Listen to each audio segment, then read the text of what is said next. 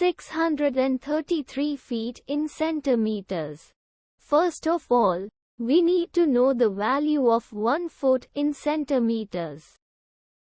It's always 1 foot equals 30.48 centimeters.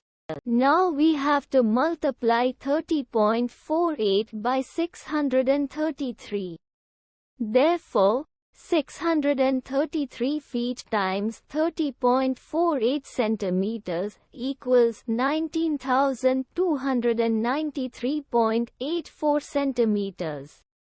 So, in other words, 633 feet equals 19,293.84 centimeters.